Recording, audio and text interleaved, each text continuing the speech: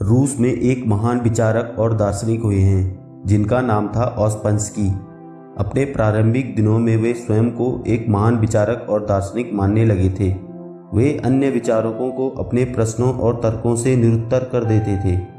एक बार वे प्रसिद्ध विचारक गुरजीफ के घर पहुंचे और उनसे भी दर्शन पर बहस करने और कुछ नया जानने की इच्छा प्रकट की। गुरजीफ पहुंचे हुए संत और दार्शनिक थे। वे उनके मनोभाव को समझ गए।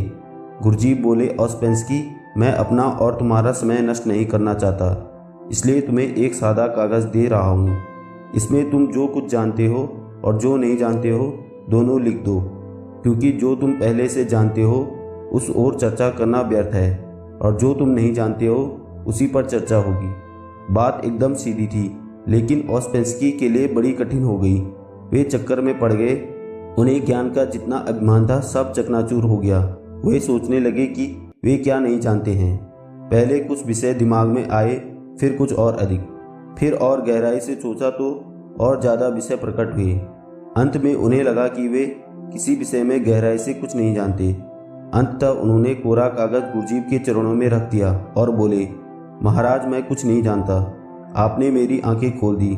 गुरजीफ बोले, ठीक है, तुमने जानने योग्य सबसे महत्वपूर्ण पहली बात जान ली है कि तुम कुछ नहीं जानते।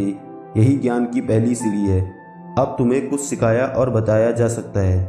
यह कहानी हमें यह सीख देती है कि सदैव सीखने के लिए तैयार रहना चाहिए। कभी यह घमंड नहीं करना चाहिए कि मैं सब कुछ जानता हूँ।